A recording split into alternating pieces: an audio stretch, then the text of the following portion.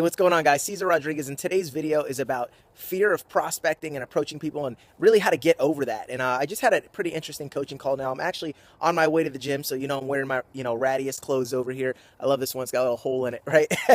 But anyways, that's how real I keep it here in my videos, all right? I don't try and even dress up or nothing.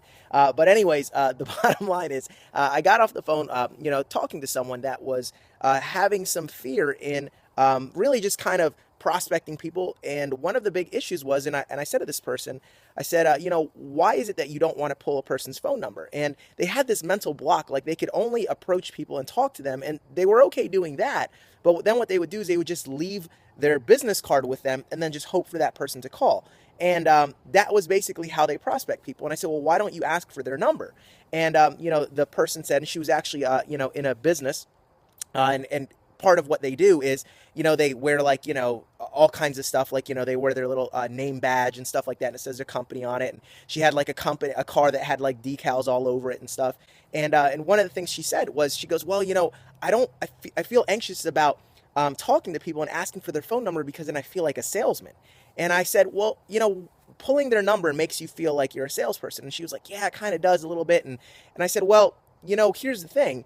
Number one, if you've got a mental block about coming across like you're a salesman, then number one, stop dressing like a salesperson, right? If that's your thing, I said, if you're walking around with like a name badge that has like your name and your company on there, and you're walking to your car that's fully decaled out, I said, yeah, you might look like a salesperson, but I said, it's just a matter of shifting things. Number one, you can change that a little bit by simply saying, to your prospect, number one, I said, ditch the company flair, throw it off, go fly under the radar and have those innocent conversations with people.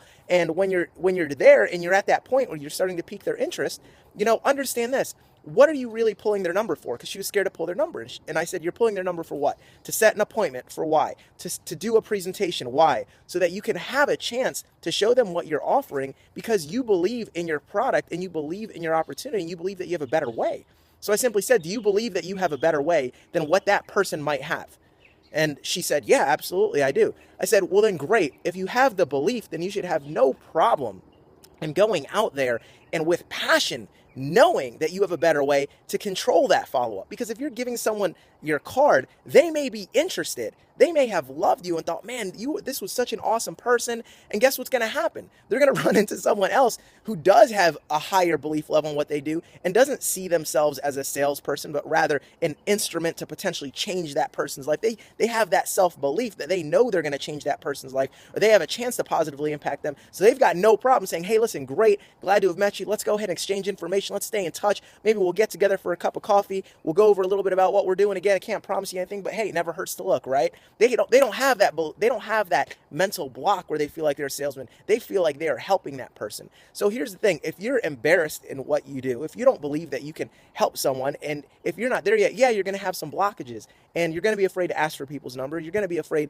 to close. You're going to be afraid to do anything that might steer them or lead them or influence them, or you're going to be afraid to persuade them to see things your way and to join you doing what you're doing. But it's all belief. So how can you change that? Simple. Get a firm hold of what you actually have to offer, and with passion, know that you're not necessarily a salesperson, although we're all salespeople. And I joked with her. I said, hey, listen, do you have kids? She said, yeah, I got a 6-year-old and I got a little child, a little baby. And I was like, well, guess what? You're a salesperson. Someone's selling them to go to bed each night, and it's probably not themselves, right? They're selling you on why they should stay up late, and you're selling them on why they should go to sleep, right? So here's the thing. I said, if you care about someone and you really care, if you've got medicine and your child is sick, do you let them sell you on not drinking it because it tastes bad, or do you know better so that you're passionate about making sure that you will say what you need to say to make sure that they take that medicine because it's good for them? See, when you've got that level of belief, this whole industry, this whole business, it's so easy. Sales is easy if you have that belief, because then you're bulletproof. So my thought to you, my friends, is to increase your belief. Do whatever you have to do. Read books on the industry. Go to your company events. Do what you need to do. But understand, if you're having a fear of approaching people, you need to get out of your head caring so much about what they might see you as and care more about helping them. Take the focus off of you. Stop being selfish. Stop caring more about how you are perceived to a stranger, and instead view yourself as an instrument of change and a potential angel in their life. Someone that they might say, hey, thank God Thank God Cesar Rodriguez bumped into me. Thank God that person touched me and changed my life and got my number and followed up with me, because I wouldn't have had the courage to call them back up myself. So you got to understand, you're leaving money on the table if you are not following up with them, and you're not having the impact to change their life.